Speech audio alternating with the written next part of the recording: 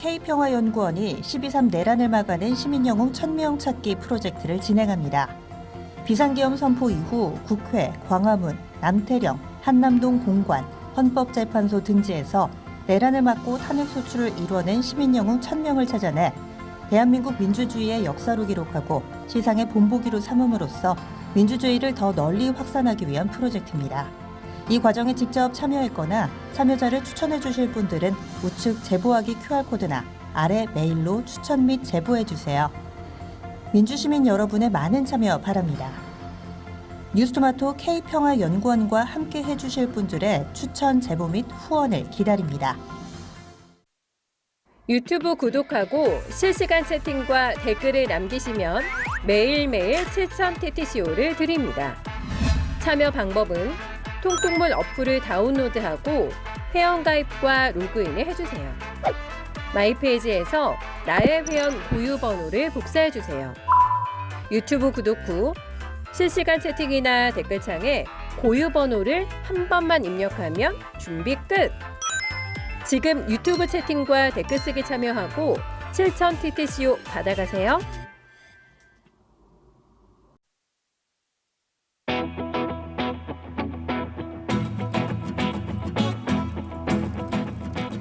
매주 토요일 뉴스토마토 기자들이 모여서 한 주간의 뉴스들을 정리하고 한 주를 전망해 보겠습니다. 뉴스토마토. 안녕하세요. 저는 진행을 맡은 전현주고요. 오늘도 이 세 분과 함께 하겠습니다. 박주용, 김태연, 차철우 기자 안녕하세요. 안녕하십니까. 네, 저희 방송할 때마다 네. 비가 오는 것 같아요. 네. 그러니까요. 올 때마다 차가 계속 막히기 시작을 해가지고 네. 점점 일찍 나오려고 노력을 하고 있는데 네. 오늘 리허설 살짝 이제 10분 정도 늦었습니다. 아쉽습니다. 오늘 네. 비 때문인지 몰라도 방송을 보시는 이제 주변인 분들이 네. 너무 초상집 분위기다. 아. 밝게 좀 해라. 예. 시작은 뉴스토마톡인데 왜 점점 초상집으로 가냐라는 피드백을 오늘 주시던데요. 제일 초상집 같이 입고 오신 것 같은데요. 예, 옷은 그런데 그래서 저희가 오늘 여기에도 달고 또 네. 다 나름의 또 위치에다 달아가지고 다른 위치도 다 달라요. 신선하게 해보자. 많이 노력하겠습니다. 네. 네, 오늘이 벌써 6회차긴 해요. 6회차. 벌써 6회차. 네. 어떠세요? 6회차까지 계속 세 분이서 계속 함께하고 계신데. 저희가 고정인 거죠? 네? 고정 계속 이제 가는 거죠? 제일 든든하시니까. 그 처음에 올 때는 분명히 고정 아니라고 듣고 왔는데 첫 방송이 끝나고 나니까 갑자기. 네. 고정이 뭐, 되고. 좋습니다. 네, 열심히 하겠습니다. 네. 네, 앞으로 쭉 함께 하는 걸로. 네? 대답 안 하시네요.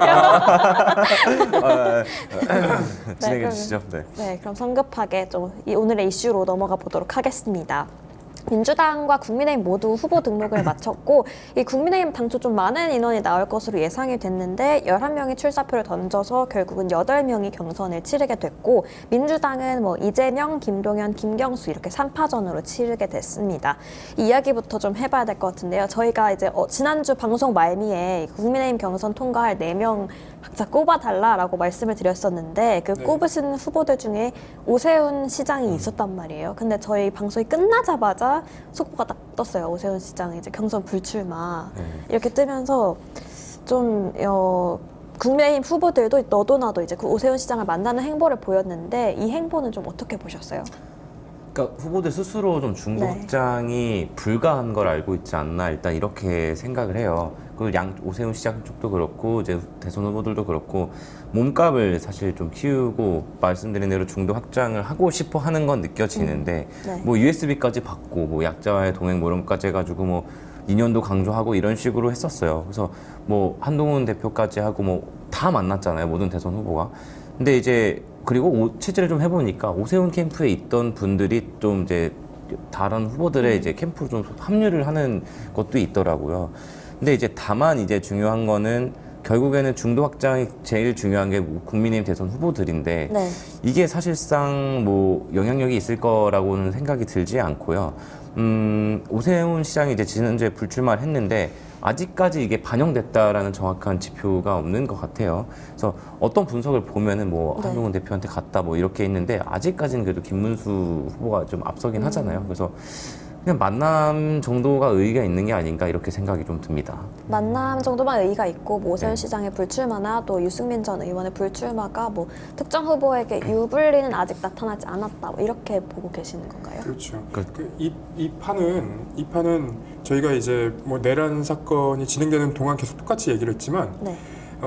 누가 불출마한다고 누구한테 표가 가고 그런 분위기는 아닌 것 같아요. 그러니까 전체적으로 이 사건을 보시는 분들이 네. 그러니까 국민의힘이 윤석열이라는 사람을 끊어내지 못하고 계속 안고 가는 이상 이 8명이 나오든 18명이 나오든 이 분들이 지금 갖고 있는 어떤 리스크 자체가 여전히 내란을 벗어나지 못했다라는 거라서 불출마하시는 분들은 결국은 이번 선거에서는 이 내란 프레임을 벗어나기 힘들다라는 판단을 하신 게 아닌가라는 생각이 들더라고요, 저는.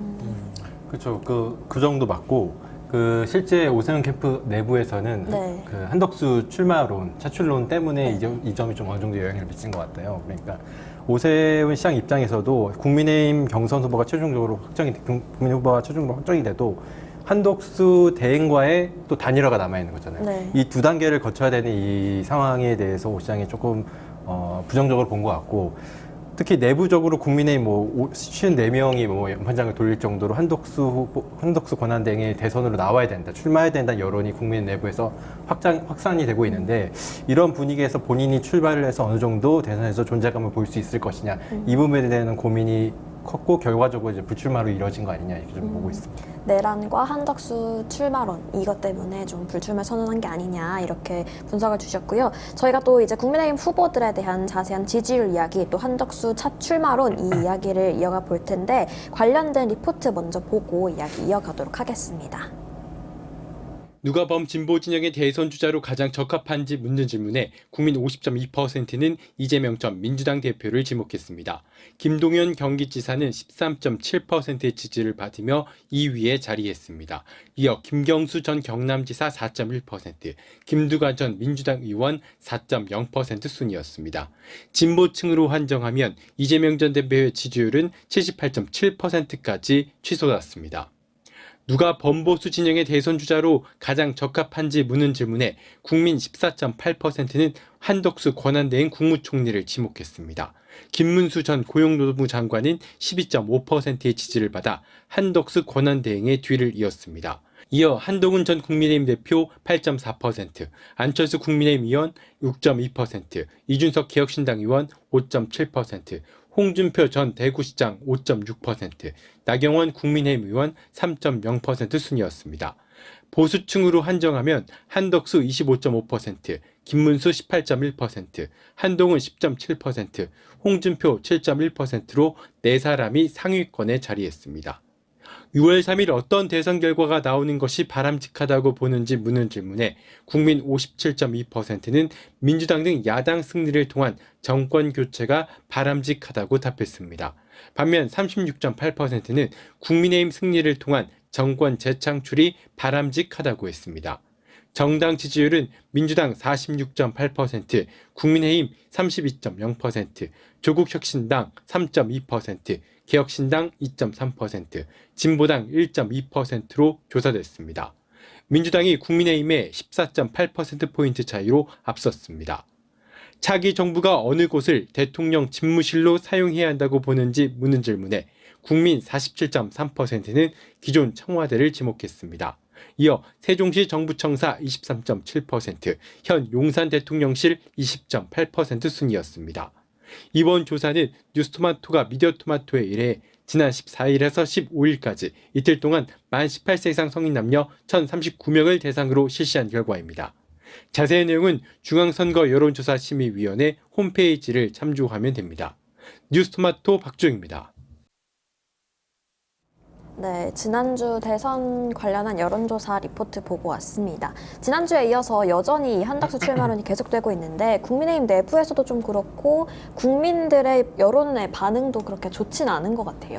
그러니까 아무래도 중요한 게 이제 한덕수 권한대행의 태도인 것 같은데요. 네. 국민의힘에서 많은 의원들이 이제 한덕수 대행에 출마해 줬으면 좋겠다 이런 의견이 확산되고 있는데 본인이 네. 직접적으로 난 출마하지 않겠다 이렇게 선언을 했으면 이번 논란이 사그라들 텐데 전혀 그러지 않고 있거든요. 그러니까 예를 들면 예전에 한교안 권한대행 같은 경우에는 당시에 대선 일을 발표를 하면서 직접적으로 본인 출마하지 않겠다고 선언을 했어요. 네. 그러면서 한교안 대행이 후보군에서 완전히 사라졌고 그랬는데 한덕수 권한대행 같은 경우에 여론조사에서 자신을 제외하지 말라 이런 얘기도 없고 그리고 자신은 절대 출마하지 않겠다 이런 얘기도 없기 때문에 이번 저희 조사처럼 여론조사에도 계속 언급이 되고 네. 그리고 다른 여론조사에서도 계속 후보군으로 나오고 있잖아요. 이게 계속 논란을 불어일으키고 있다. 사실 권한대행으로서 대선을 관리할 임무가 막중한데 계속 본인이 대선에 등판한 것 자체가 민심에선 상당히 부정적으로 볼 수밖에 없다 이렇게 보고 있습니다. 그러니까 보면은 대선 후보들, 국민의힘 대선 후보들도 다들 한덕수 대행이 좋다고는 얘기해요. 아, 내가 정말 좋아하시는 분이고 뭐 이렇게 하는데 근데 출마는 약간 이런 식으로 다 말씀하시잖아요. 그리고 심지어 이제 뭐 김문수 후보나 뭐 이제 나경원 후보도 죄다 이제 반대를 하고 있는데 일단 이미 경선에서는 나서진 않았잖아요. 근데 이제 한덕수 대행 보면은 호남이나 뭐 이런 데를 가고 이런 게 어떻게 빛을 보면 해석이 되기는 정치적 행보가 아닌가 이렇게 해석이 되긴 하잖아요. 근데 문제는 이제 그 헛발질을 몇 번 하셨던 게 마은혁 재판관 임명한 다음에 새 재판관 이제 후보를 지명한 게 좀 실수이자 패착이 된 것 같고 근데 일각에서는 그런 말도 나와요. 트럼프가 좀 선대위원장이기 때문에 지금 한덕수에 이렇기 때문에 지금 출마를 고민하고 있는 거 아니냐라고 말이 나오는데 그러니까 한덕수 대행이 이제 미국 친미 성향이 좀 강한 걸로 전해진다고 해요. 네. 근데 지금 대선 후보들을 보면은 다 이제 핵 자강론이나 핵 개발을 해야 된다라고 하는데 미국이 이거는 좀 되게 거세게 반대할 거란 말이에요. 근데 이제 한덕수 대행이 같은 경우는 소통이 어느 정도 될 수 있으니까 정말로 미국에서 좀 미는 후보이기 때문에 이런 고민도 아직 하고 계신 건가. 그래서 이런 분석들도 나오더라고요. 한덕수 국무총리가 직접 얘기하지 않는 것 중에 하나가 네. 이 트럼프와의 대화에서 어떤 얘기가 나왔는지 그건 이제 본인이 얘기하지 않는 이상 알 수 없는 알 수 거잖아요. 없죠. 네. 그런데 지난번에 그 트럼프랑 대화하고 나서 트럼프가 Hey you 다음 대선 너 뭐 이런 거 했다는 거 아니에요? 맞아요.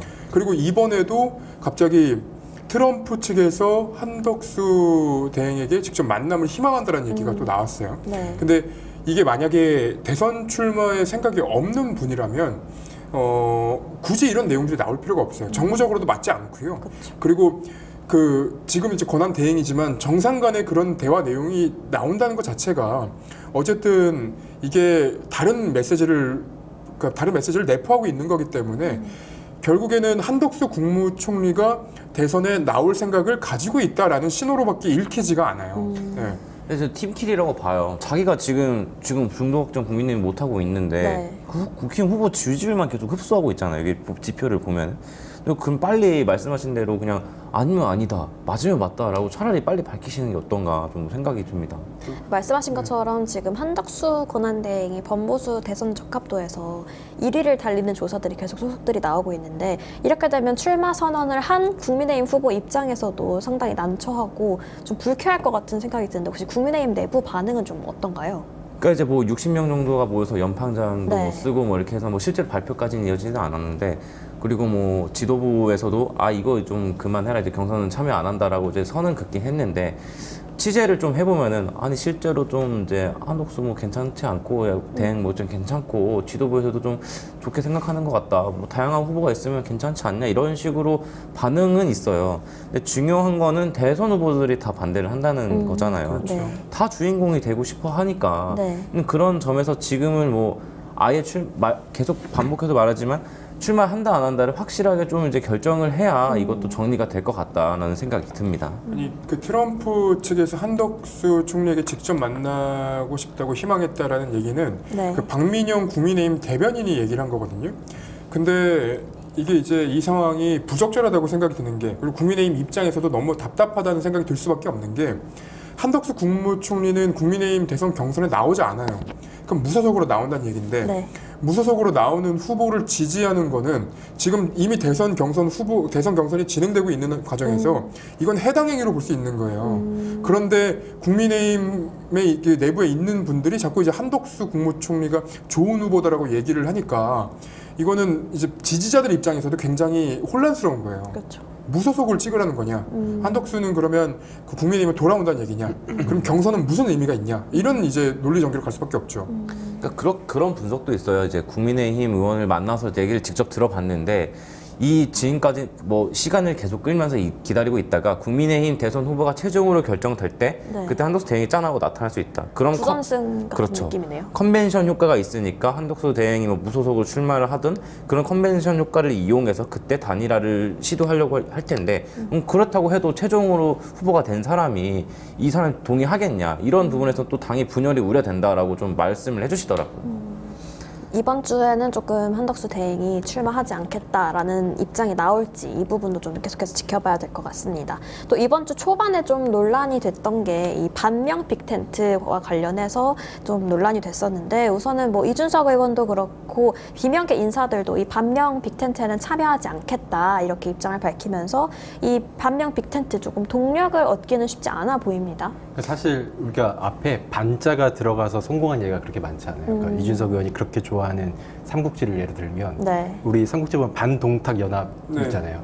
반동탁 연합이 결국 실패를 했어요. 왜냐하면 그 안에 있던 뭐 조조라든지 원소라든지 원술, 송견이라는 이런 장수들이 다들 이제 서로의 이익 관계가 네. 다 다르기 때문에 결국에는 다 와해되면서 결국 실패로 돌아갔거든요. 이번에 반명 빈텐트 사실상 할 수 있는 참여할 수 있는 후보가 이제 국민의 후보라든지 아니면 개혁신당 이준석 의원이라든지 아니면 새로운 미래의 이낙연 전 총리라든지 이런 사람들이 방면 빅텐트에 들어갈 수 있는데 이 사람들의 입장이 다 이해관계가 다 다르거든요. 그리고 특히 이준석 의원과 이낙연 총리 같은 경우에는 국민의힘이 내란에 동조한 정당인데 과연 네. 함께할 수 있을까? 이 부분 상당히 의문이고 그렇기 때문에 결과적으로는 반면 빅텐트가 성공할 수 없을 거라고 보고 2017년 대선 때도 역시 반문재인 빅텐트가 나왔었는데 결과적으로 자유한국당 홍준표, 바른정당 유승민, 국민의당 안철수 이렇게 다 나눠져서 나왔잖아요. 결과적으로 이번에도 각자 도생할 가능성이 높다 저는 이렇게 보고 있습니다.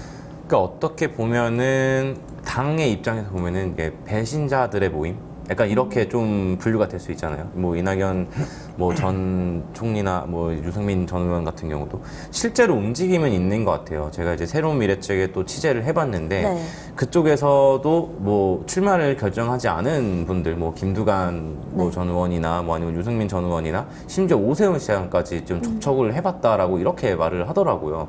그런 점에서 볼 때 이제 뭐 실제로 접촉은 있는 것 같은데. 실제로 저도 말씀하신 대로 각자 이해관계가 다르단 말이에요. 네. 그래서 이제 좀 이게 연대가 형성되기에는 좀 무리가 있을 거라는 전망도 나오고 보는데 관건은 이제 이낙연 전 총리 쪽의 이제 움직임이에요. 보면은 창당 1년 만에 이제 그 대구시당이나 이런 쪽을 창당을 했고 탄핵 메시지나 이런 것도 보면은 좀 자기들과 원래 좀 소구력이 있던 지지층과 다르게 좀 보수에 좀 이제 표를 얻으려는 느낌의 메시지도 많이 냈고 그 다음에 이제 또 이낙연 전 대표 같은 경우도 반 이재명 이걸 해가지고 전병헌 또 새미래 민주당 대표가 그 반 이재명을 해가지고 보수 쪽과 연합을 해야 된다라고 계속 강조를 하고 있어요. 네. 그래서 이쪽에서 좀 되게 움직임이 활발하다. 좀 이거는 맞습니다. 다만 이제 이분들 반 이재명 뭐 유승민 전 의원 등등도 다 포함해가지고 이분들이 실제로 움직일지는 정말 아직까지는 알 수가 없는 상황입니다. 움직임은 있지만 이게 뭐 성공으로까지 이어질지 이 부분은 좀 이해관계 때문에 좀 지켜봐야 될 것 같다 이렇게 말씀 주셨고요. 저희 좀 댓글 좀 보면 여기 있던 토마토 어디 갔냐 이렇게 토마토를 찾아주시는 분들이 계신데 저희가 그 2주가 지나서 토마토 상태가 좋지 않아서 네, 치웠고 또 다른 토마토가 좀 색다르게 올 예정이니까 그 부분도 좀 지켜봐 주시면 좋을 것 같습니다. 네. 좋습니다. 지난 17일 목요일에는 국민의힘 미디어데이가 있었는데요. 관련해서 먼저 영상 보고 이야기 이어가도록 하겠습니다.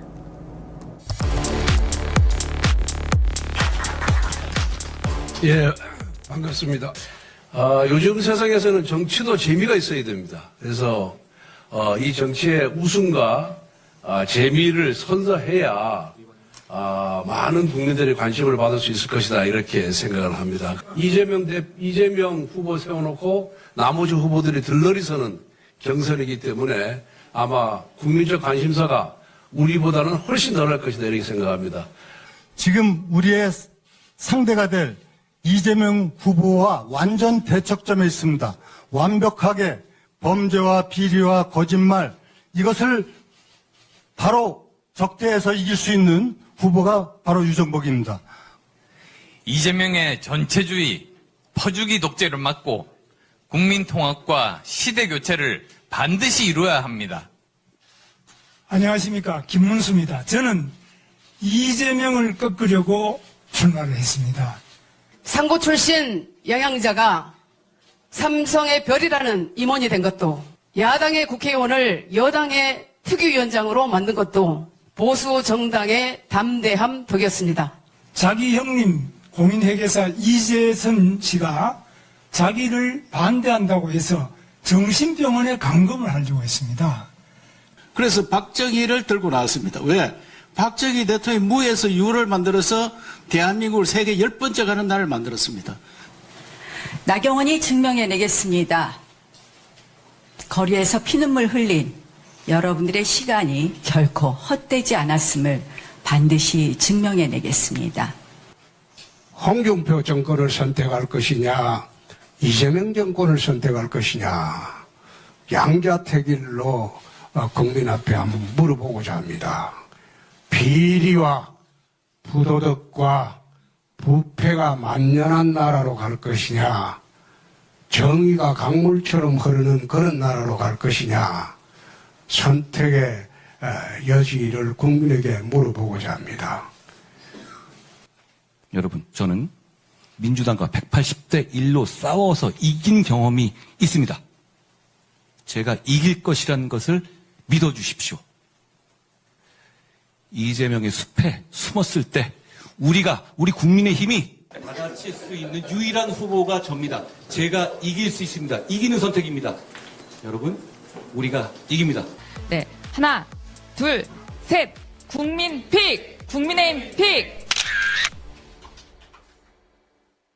네, 예능형으로 꾸려져서 뭐 버저를 누르고 1분 자기소개를 하는 것도 있었고, 자리 뺏기라고 하긴 했지만 사실상 뭐 자리 뺏는 것까지는 아니었지만, 네, 의자 놓고 선착순으로 조를 정하는 이런 방식으로 치러졌습니다.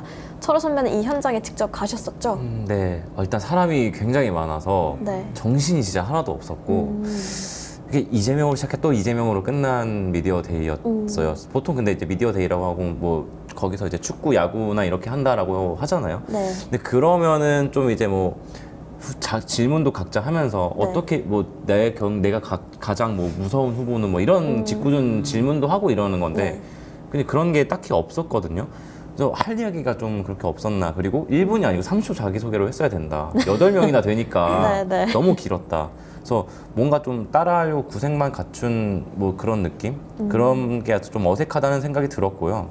그래서 A조랑 그래도 B조로 나눠졌잖아요. 네. A조를 보면은 이제 유정복 시장, 인천시장, 안철수 의원, 김문수 전 장관, 양양자 이제 전 의원 이렇게 있고, 또 B조에는 이철우 경북도지사, 나경원 의원, 홍준표 시장, 한동훈 전 대표인데 B조가 눈길이 좀 가긴 합니다. 그래서 A조가 상대적으로 좀 이제 조 배분이 조금 시드가 잘못 배정됐다 이런 생각이 밸런스가 안 맞춰진 네, 것 같아요. 그렇죠. 맞습니다. 지난주에 저희가 방송에서 얘기했던 것 같은데 네. 이 죽음의 조가 저희가 한번 예측했던 게 나경원, 한동훈, 홍준표, 김문수가 되면 좋겠다는 얘기를 했던 것 같은데 그렇죠. 근데 한 사람만 바뀌고 딱 세 사람은 세 사람은 같이 조에 포함이 됐어요. 네. 너무 이제 관전 기대되는 포인트가 우리 한동훈 후보가 나경원 후보에게 이 패스트트랙 전화 말씀하시는 거죠? 네, 청탁하셨잖아요. 라는 발언을 할 것인가. 원래 그 말투 아니셨잖아요. 저희 그렇죠. 하실 때. 나오보님? 나오보님? 저한테 개인적으로 청탁을? 이렇게 얘기했잖아요. 네네. 그리고 한동훈 후보의 특징이 있습니다. 한동훈 후보는 이렇게 던지고 나오보님? 저한테 청탁하셨잖아요. 보지 않는 건가요? 안 봅니다. 얘기 끝날 때까지 안 봅니다. 그래서 나경원 후보가 지난번 이제 당대표 선거할 때 네. 정말로 열받은 표정이, 그래서 한참 이제 제가 청탁을 했다고요? 아, 정말 말이 안 통하는 분이네요. 이렇게 접는 장면까지 나왔는데 네. 이번 토론에서도 그거 좀 약간 기대됩니다. 아, 시즌2가 나올 수 있을지. 저는 이게 선정 과정이 재밌었는데 처음에 안철수 의원이 들어와서 A조 들어갔단 말이에요. 네. 그리고 김문수 지사 후보가 들어와서 또 A조 들어갔고요. 사실 A조가 토요일 날 오늘 예정된 토론회고 B조 같은 경우는 일요일 날 예정된 토론이기 때문에 제가 안철수 김문수 후보의 참모진이었다면 B조로 가라라고 했을 텐데 사실 기사가 이게 더 많이 나오니까. 왜냐하면 아무래도 기자들 입장에서는 네. 일요일 날 나오는 내용들 뉴스들이 오히려 월요일 날 반영되는 네. 경우가 많잖아요, 지면에. 그렇기 때문에 일요일 날 B조로 가시라 이렇게 할 텐데 사실상 안철수, 김문수 두 후보가 다 A조로 들어갔단 말이에요. 이게 조금 약간 이슈를 선점하는 데 있어서 조금 패착이 된 것 같고, 저는 B조에서 가장 수혜자는 이철우 지사라고 보거든요. 같이 덩달아서 이슈가 나경원, 홍준표, 한동훈 후보 네. 이 세 사람 가운데서 이철우 지사가 자신의 인지도를 높이는 데는 네. 확실히 유리할 수 있다. 든든한 지원도 약간 있을 수 있고. 그 이제 저는 관건은 이제 그 한 대표나 뭐 다른 후보들이 이제 홍준표 시장 향해서 명태균 갈려들 질문할 것이냐. 이것도 좀 관전 포인트라고 봅니다. 여기서 뭐라고 말할지 그게 좀 궁금합니다. 대답하실까요?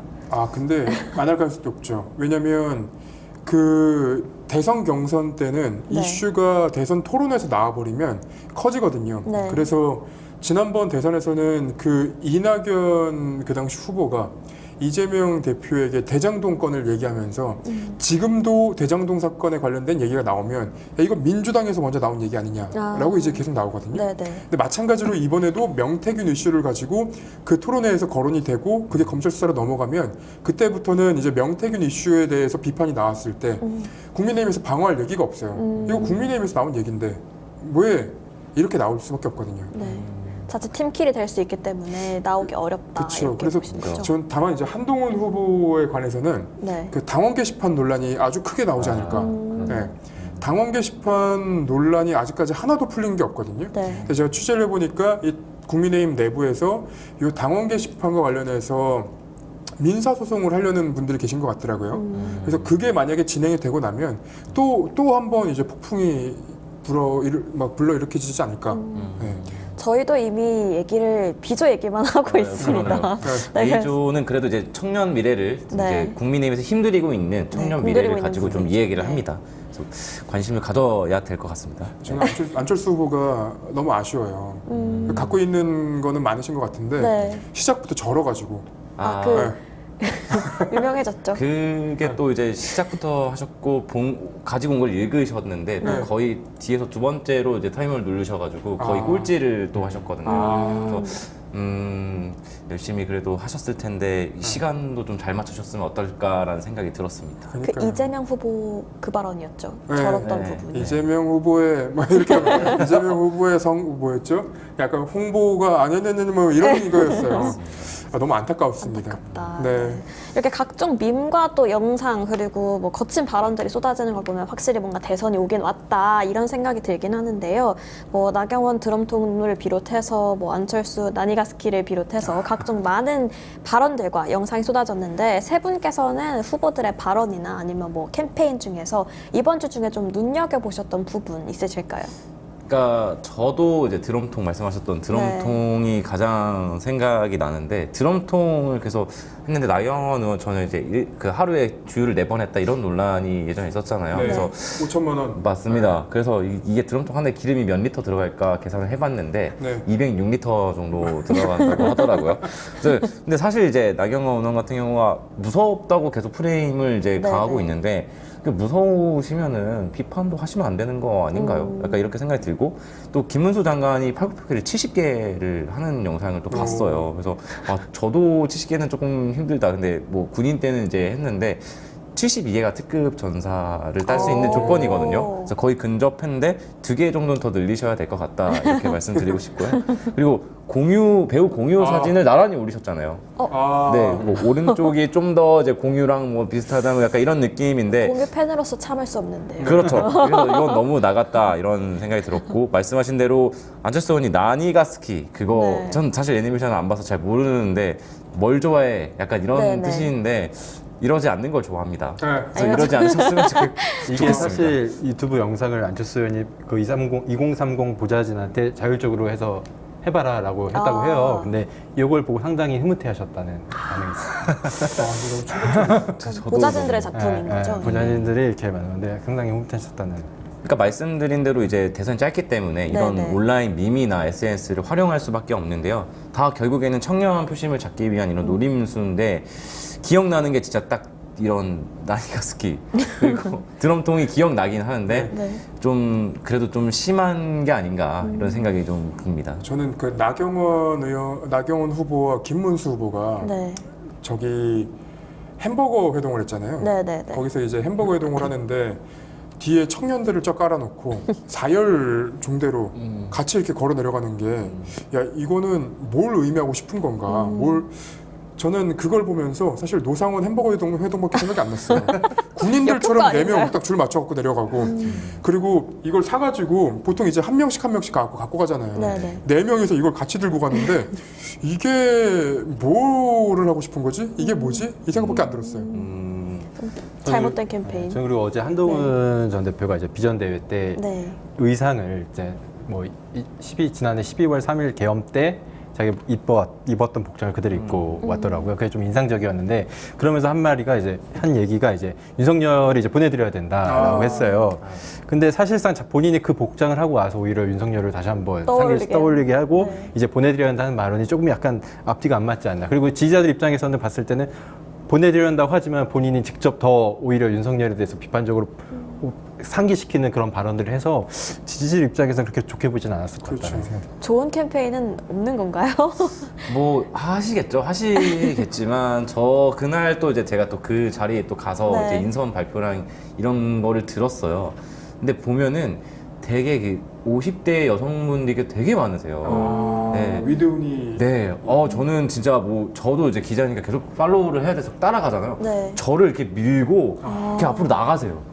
정말 침투력이 대단하세요. 그런 거 보고 50대 여성의 표심을 정말 꽉 잡고 계시는구나 한 대표님께서. 그래서 제가 명함을 드리려고도 시도했는데 한 3번 시도한 끝에 드렸거든요. 팬덤에 막히시고. 네, 이게 장난이 아닙니다 정말. 그러니까 그 국회에 앉아 있다가 되게 이제 충격적인 얘기를 들었는데 그 위드훈이 분들이었던 것 같아요. 아주머니 여러분들이 이제 앉아가지고 카페에서 커피를 드시면서 나는 우리 한동훈 씨만 보면 눈물이 날 것 같아. 어머.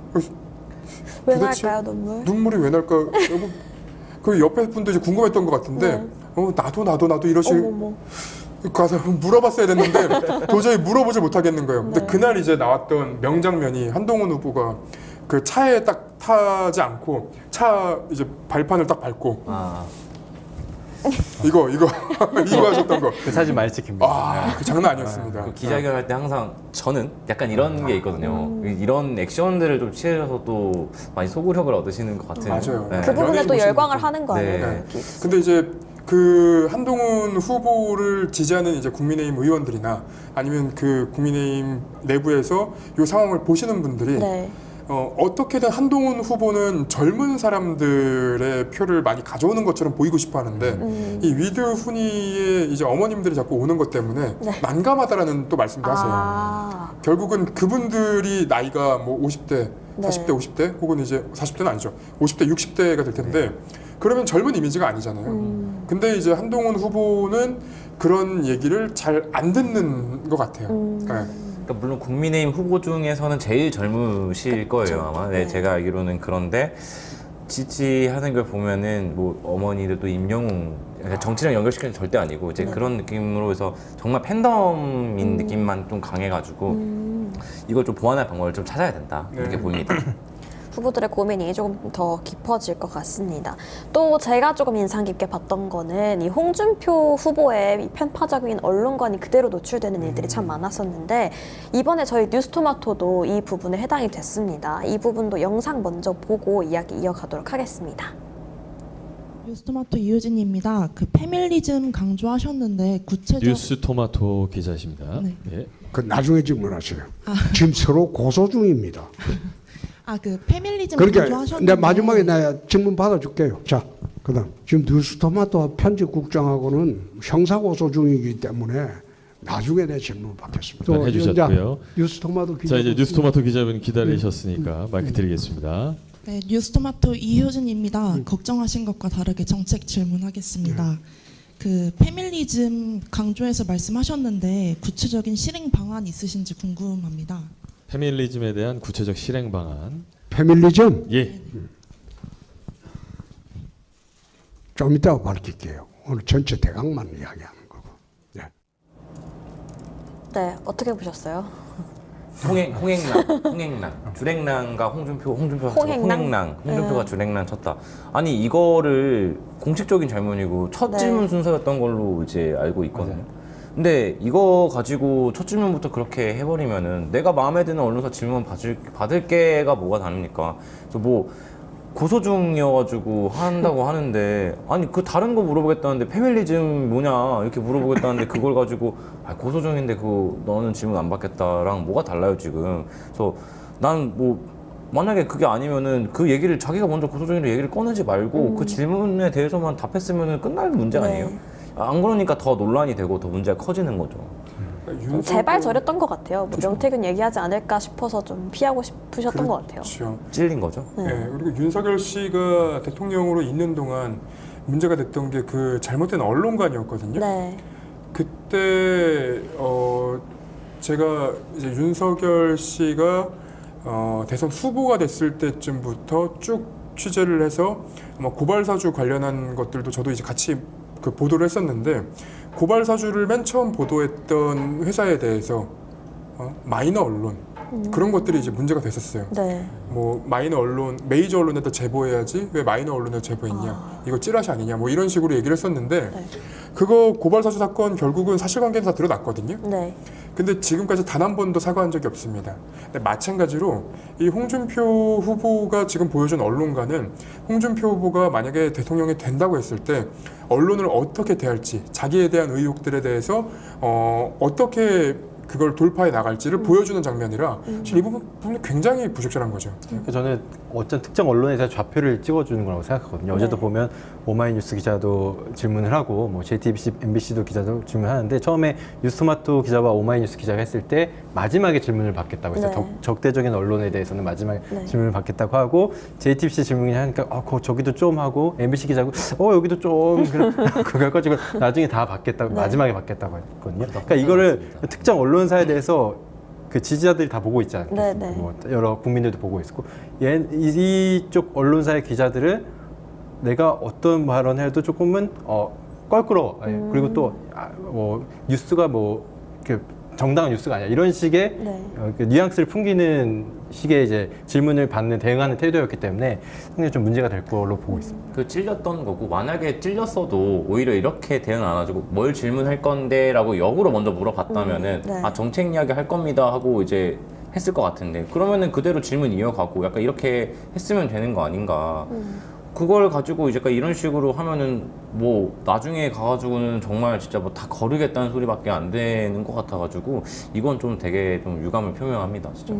실제로 저희 지금 방금 댓글에 심심한 여행가님이 당당하면 피할 이유가 없겠지라고 이렇게 남겨주셨습니다.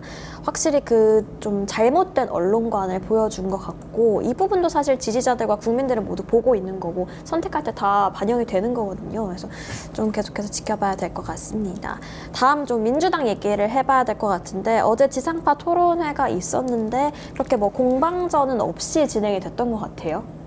전체적으로 무난했다. 그리고 화기애애했다. 서로 공방전이 크게 없었고 네거티브나 이런 노골적인 네거티브 공세나 이런 게 없었고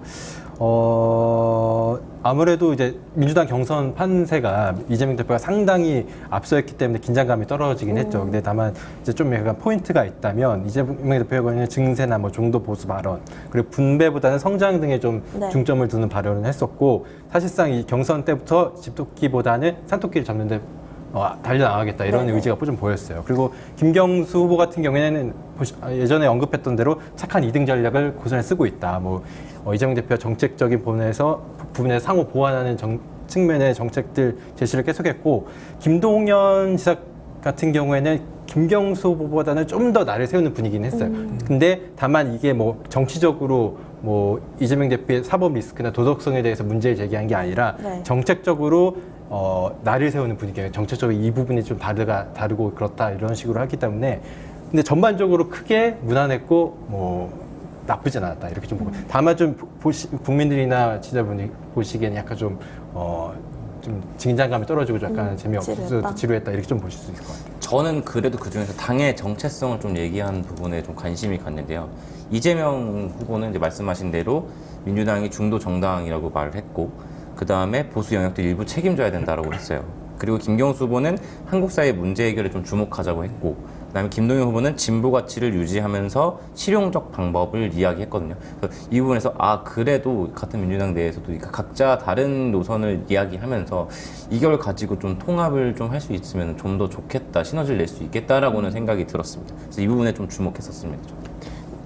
네, 오늘 뭐 주목하신 부분 있으신가요? 아니, 저는 뭐 다른 거 필요 없이 네. 이재명 후보와 김동연 후보가 내란 일으키면 사면 금지하겠다는 것에 대해서 공감대를 형성한 게 이게 이제 국민들이 갖고 있는 생각과 크게 다르지 않다. 예, 저는 딱 그 부분만 말씀드리고 싶더라고요. 네, 또 오늘 민주당의 충청권 순회 경선 결과가 발표가 되는데 이재명, 김경수, 김동연 이 세 후보 모두 세종 이전을 주장하긴 했는데 그 방식이나 시기는 조금 달랐던 것 같습니다. 그러니까 이재명 후보 같은 경우에는 바로 세종을 할 수 없잖아요. 네. 그렇기 때문에 용산 대통령 집무실을 어느 정도 이용할 수밖에 없다. 그러니까 어느 정도 이용하고 그다음에 청와대를 개보수해서 청와대를 갔다가 만약에 정치권 합의가 이루어진다면 세종으로 가겠다는 입장인 거고, 김경수 후보 같은 경우에는 용산 대통령 집무실은 갈 수 없다. 그러니까 취임하자마자 갈 수 없다. 그러니까 다른 데를 알아보겠다는 거고, 그 다른 데를 알아보는 와중에 어떤 데를 쓸지는 잘 모르겠어요. 근데 뭐 광화문 청사 얘기도 나오고 하고 있거든요. 대신 그러면서 청와대 김경수 지사 같은 경우에 청와대를 개보수해서 다시 세종으로 가는 경우, 김동연 지사 같은 경우에는 용산 대통령이 하는 거고 바로 세종 집무실을 이용하겠다. 어차피 세종에도 대통령 제2집무실이 있고 네. 또 국무회의를 할 수 있는 공간이 있기 때문에 그 세종에서 바로 근무를 하겠다는 입장이고, 약간 세 후보가 약간 조금씩 다른 생각을 갖고 있는 것 같습니다.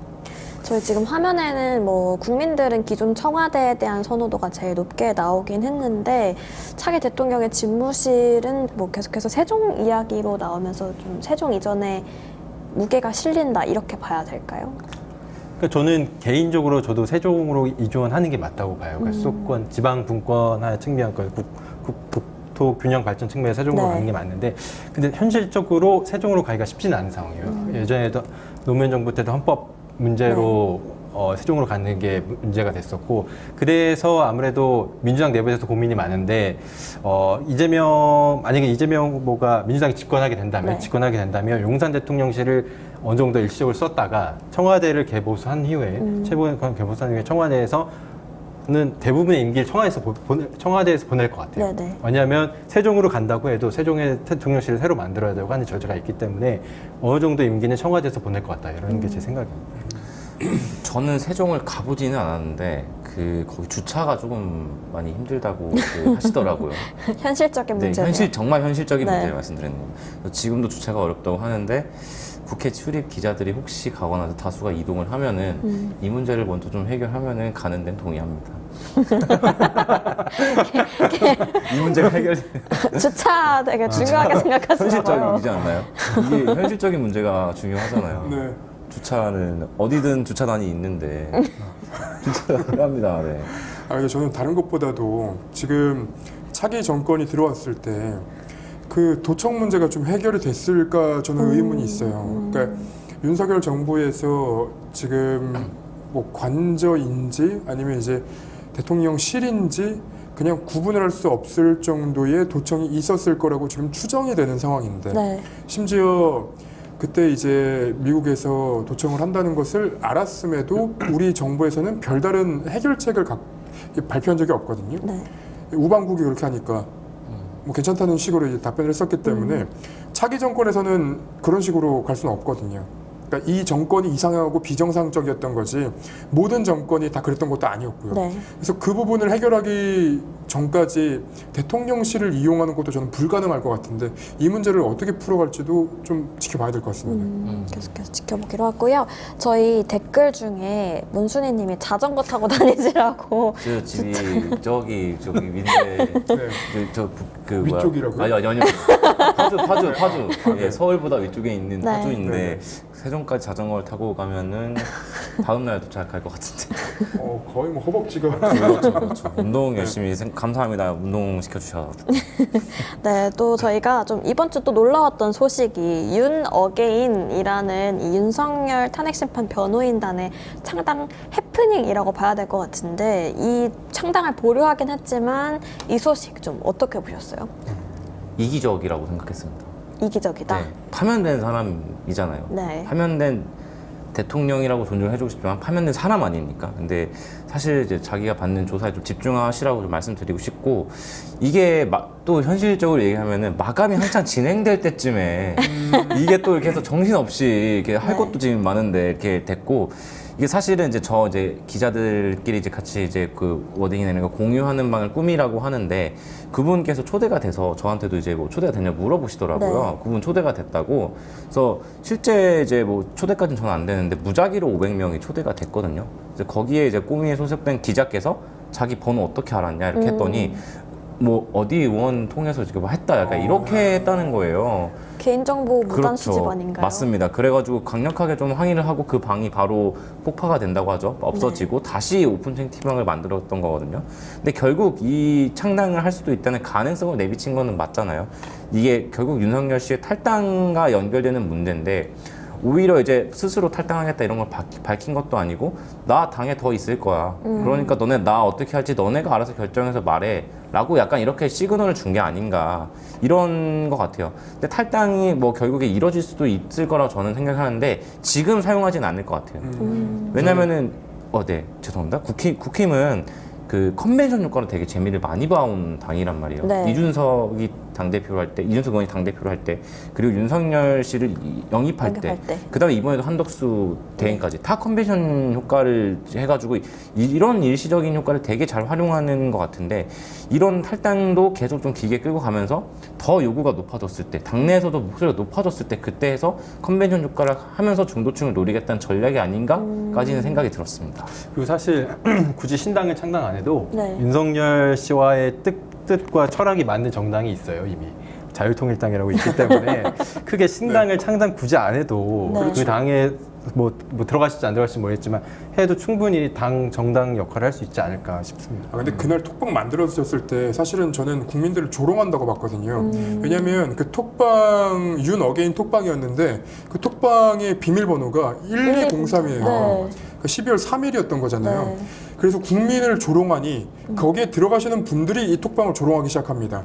그래서 공보방이었는데 거기에 오늘 저녁 치킨 뭐 시켜 먹을까? BBQ 대 뭐 교촌 뭐 이런 걸로 하시더라고요. 매운탕 사진 올리시는 분도 계시고, 네네. 그래서 자기의 일상을 좀 같이 공유를 해주시더라고요. 그렇죠. 네. 그래서 조롱에 조롱을 거듭하다가 네. 나중에는 이제 유명한 유튜브 채널 이제 사장 남천동이라는 네, 유튜브 네, 네. 채널에 광고 영상을 광고 캡처를 계속 올려가지고 나중에는 그 방이 이제 폭파가 됐어요. 그 방이 폭파가 되고 또 만들어졌는데 거기에 그 이카라고 이제 그게 올라간 거예요. 근데 그 사장 남천동이라는 그 유튜브 채널에 네, 네. 인사가 이카거든요. 이카. 아니요 이제 그 범죄와의 전쟁 그 영화를 보면 그 영화를 보면 네. 이제 익현이잖아요 이름이. 네. 그래서 이카 익현이들 하이 이렇게 해갖고 이카인데 네네네. 어떤 사람이 거길 조롱한다고 이재명 각하라는 뜻입니다라고 이제 올렸는데 네. 그 관계자인 사람으로 보이는 추정되는 인물이 알고 있습니다라고. 그러니까 아무것도 모르고 조롱을 당한 거예요 또. 그러네요. 네. 그래서 저는 이런 장면들을 보면서 우리 그 윤석열 씨와 그 주변에 있는 분들이 네. 얼마나 세상에 그 관심이 없고 그리고 본인들이 이 공직과 여러 이 대선판 그 정치를 우습게 만드는지 좀 깨달으셨으면 좋겠어요. 그리고 그런 이야기가 있다고 해요. 파면이 됐으니까 다시 뭐 대통령에 나설 수 있다거나 공직에 나설 수 있다는 생각을 했다는 이야기도 있어요. 그래서 이 방이 꾸려졌고 이걸로 해서 진짜로 기자회견을 준비했지만 취소가 된 거고 그리고 뭐 약간 이렇게 SBS 보도에 따르면은 네. 파면 직후에는 또 이제 뭐 직후 창당을 하자 뭐 이런 말들도 나왔다고 하니까 또 진짜로 시도를 했던 거는 같은데 국민의힘에서 엄청나게 항의를 또 내부에서 한 것 같더라고요. 지금 이러면 안 된다라고. 그래서 좀 가만히 계셨으면 좋겠다 누구든. 그래서 지금 떠들어봤자 이게 도움도 안 될 뿐더러 국민적인 여론 자체가 이미 파면된 사람 아닙니까? 네. 자기가 조사를 받고 있는데 거기에 집중하시라고 다시 한번 말씀드리고 싶습니다. 말씀하신 것처럼 맨 처음에는 뭐 윤석열과 전혀 관계가 없다 뭐 이렇게 말은 했는데 결과적으로 보면 뭐 파면된 날 뭐 구심점이 필요하다 청년들이 거리에 나서야 된다라는 말을 윤석열 씨가 직접 했다는 거 보면 어느 정도 좀 관여를 한 것 같거든요. 이 부분도 조금 논란이 될 것 같아요. 파면이 된 사람이 소통 없이 신당을 창당할 수는 없어요. 네. 그것도 이제 윤석열 신당이라는 이름으로 붙어 있는 건데 네. 윤석열 씨가 아무런 공감대가 없이 이 신당이 창당이 될 수는 없고요.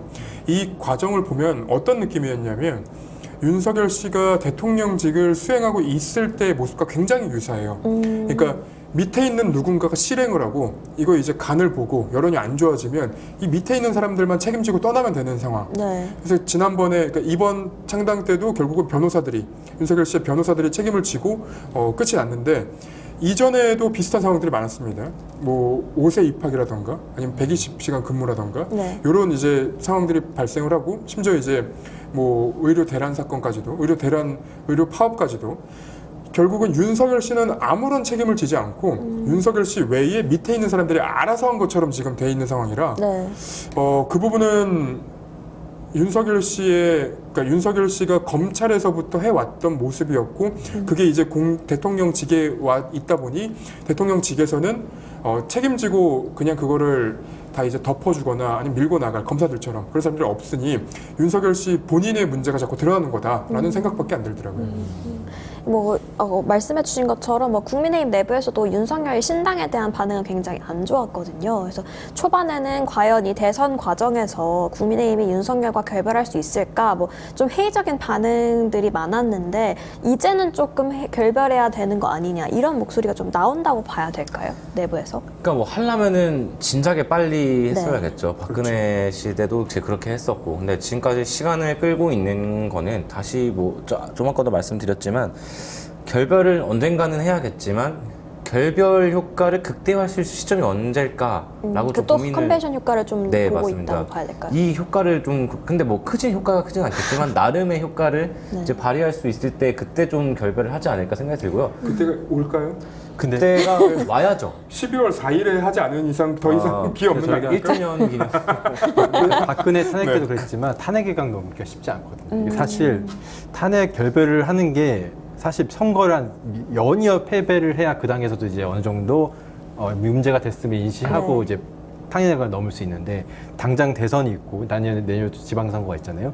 지방선거까지는 그래도 계속 같이 가지 않을까라는 생각이 들어요. 왜냐하면 탄핵 어느 정도 정당이 다시 복원이 되려면 완전히 어느 정도 그 정당이 선거 연패해서 아예 정신을 차려야지 이제 탄핵강을 넘을 수 있는데 그래도 이준석 의원이 당대표 됐을 때도 이제 3연패를 했잖아요. 선거가 총 3연패를 했기 때문에 이제 정신을 차려서 다시 탄핵강을 넘었던 것처럼 윤석열 씨와의 결별 타이밍도 당장 이루어지기는 쉽지 않을 거라고 보고 있습니다. 근데 윤석열 씨가 조용히 있어야지 결별이 되고 그 어떤 잔상도 사라질 텐데 윤석열 씨가 본인이 사라지는 걸 별로 원치 않는 것 같아요.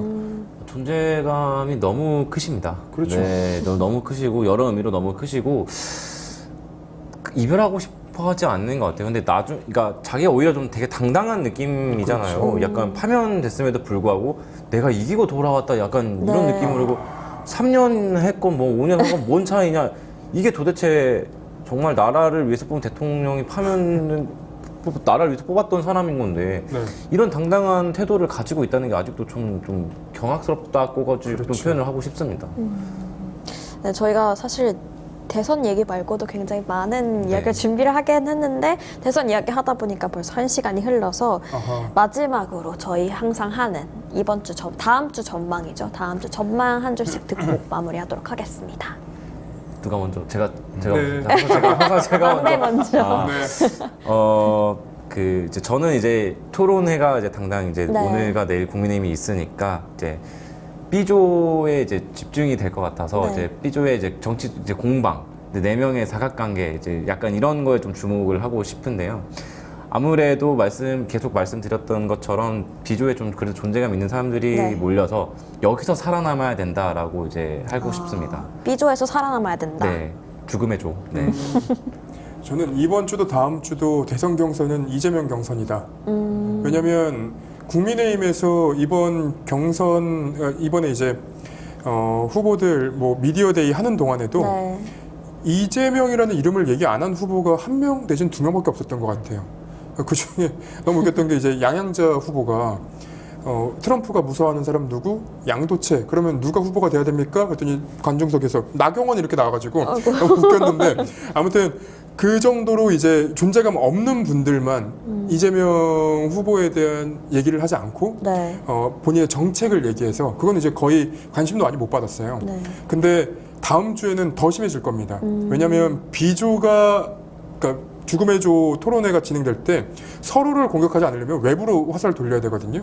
근데 외부로 화살을 돌리려면 이재명 후보를 공격하는 수밖에 없어요. 네. 그러면 결국은 민주당도 국민의힘도 이재명 경선이 될 수밖에 없다. 저는 그렇게 결론을 내렸습니다. 이재명 경선 이렇게 정리해 주셨고요. 저도 비슷한 생각인데 네. 그 결과에는 다음 주 정도면 후보는 9명으로 추려질 것 같아요. 국민의 후보가 20일 화요일 날 그러니까 4명으로 추려지고 개혁신당이 이준석 의원 그리고 한덕수 권한쟁이 출마할지 모르겠지만 아무튼 후보로 거론되고 있기 때문에 6명이 이제 민주당 후보 3명 그러니까 총 9명 가운데 6월 3일 날 대통령이 나오는 건데 네. 결과적으로는 아까 말씀한 이재명 경선이라고 했지만 1대 8의 싸움이다. 그러니까 이재명 대 그 외 후보들의 싸움이기 1대 8. 때문에 네. 다음 주 한 주는 1대 8의 대결이 계속 이어질 거다 보고 있습니다. 전설의 뭐 1대 17 약간 이런 느낌인가요? 네, 말씀해주신 것처럼 다음 주에 이제 계속해서 후보 토론 오늘도 포함해서 후보 토론회도 예정돼 있어서 더 다양한 발언들이 좀 나올 것으로 예상이 되는데 어떤 발언들이 쏟아질지도 지켜보면서 저희는 다음 주 토요일 10시에 찾아오도록 하겠습니다. 오늘 방송도 함께해주신 여러분 고맙습니다.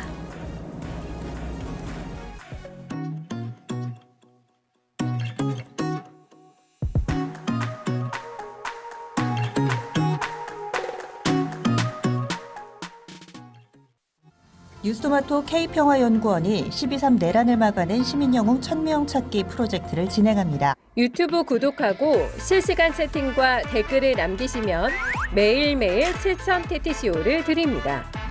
참여 방법은 통통물 어플을 다운로드하고 회원가입과 로그인을 해주세요.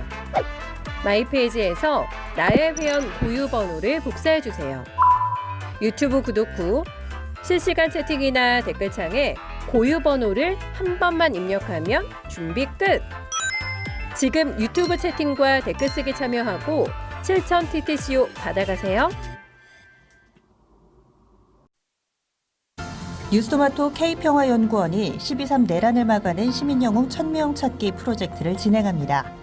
비상계엄 선포 이후 국회, 광화문, 남태령, 한남동 공관, 헌법재판소 등지에서 내란을 막고 탄핵 소추를 이뤄낸 시민영웅 1000명을 찾아내 대한민국 민주주의의 역사로 기록하고 시상의 본보기로 삼음으로써 민주주의를 더 널리 확산하기 위한 프로젝트입니다. 이 과정에 직접 참여했거나 참여자를 추천해 주실 분들은 우측 제보하기 QR코드나 아래 메일로 추천 및 제보해 주세요. 민주시민 여러분의 많은 참여 바랍니다. 뉴스토마토 K평화연구원과 함께 해주실 분들의 추천, 제보 및 후원을 기다립니다.